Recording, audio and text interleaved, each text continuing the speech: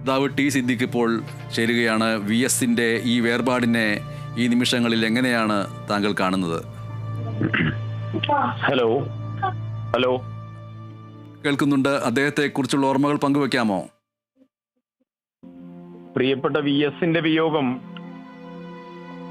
ജനാധിപത്യ കേരളത്തിന്റെ രാഷ്ട്രീയ മുഖം ഒരു കാലഘട്ടത്തിൽ വേർപെട്ടു പോകുന്ന ഒരു പ്രതീതിയാണ് പ്രത്യേകിച്ചും ഉണ്ടാക്കുന്നത്. ഒരു ധീരനായ പോരാളി എന്ന് കമ്മ്യൂണിസ്റ്റ് പ്രവർത്തകന്മാർ വിളിക്കുന്നതിന്റെ കൂടെ തന്നെ കേരളീയ പൊതുസമൂഹം മുഴുവൻ അദ്ദേഹത്തെ വിളിക്കുന്നത് ഒരു പോരാളിയുടെ വലിയ വേർപാടാണ് ഈ മരണത്തിലൂടെ ഉണ്ടായിട്ടുള്ളത്. ഞാൻ യൂത്ത് കോൺഗ്രസിന്റെ സംസ്ഥാന അധ്യക്ഷനായിരുന്ന വേളയിൽ അദ്ദേഹം കേരളത്തിന്റെ മുഖ്യമന്ത്രിയാണ്. മുഖ്യമന്ത്രിയെ കാണാൻ സമരത്തിന് നോട്ടീസ് കൊടുക്കാൻ ക്ലിഫ് ഹൗസിൽ പോയ അനുഭവം എനിക്കുണ്ട്.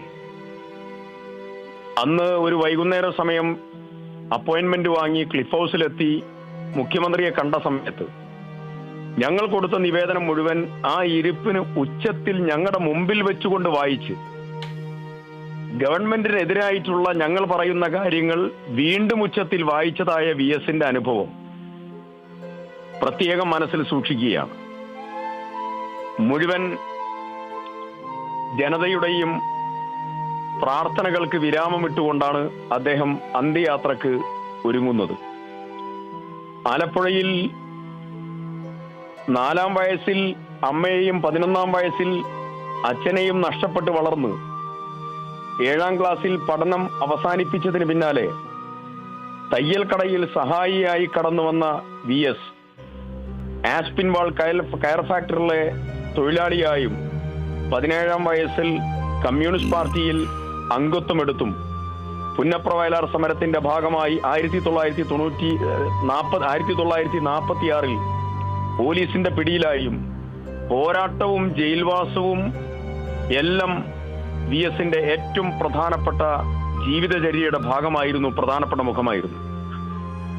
പ്രായം കൂടുന്തോറും ആ പോരാട്ട വീര്യത്തിന് ഒരിക്കലും ചോർച്ച വന്നില്ല എന്നുള്ളതാണ് ഏറ്റവും പ്രധാനപ്പെട്ട കാര്യം. തീർച്ചയായും കലഹിക്കുന്ന മനസ്സുമായി ജീവിതത്തിന്റെ അവസാനം വരെ തിന്മകൾക്കെതിരായി ജനങ്ങൾക്ക് വേണ്ടി, പാർട്ടിക്ക് വേണ്ടി പോരാടിയ ഏറ്റവും പ്രോജ്വലമായിട്ടുള്ള മുഖത്തിന്റെ തീക്ഷ്ണതയാർന്ന വിപ്ലവ വീര്യതയാണ് ജനാധിപത്യ കേരളത്തിന് നഷ്ടപ്പെട്ടിരിക്കുന്നത്. ആ വലിയ മനുഷ്യന്റെ വേർപാടിൽ പ്രണാമം അർപ്പിക്കുന്നു. വളരെ നന്ദി. കോൺഗ്രസ് നേതാവായ ടി സിദ്ദിഖാണ് ഇപ്പോൾ സവിശേഷമായ ചില ഓർമ്മകൾ പങ്കുവെച്ചുകൊണ്ട് വി എസിന് അന്ത്യാഭിവാദ്യം അർപ്പിച്ചിരിക്കുന്നത്.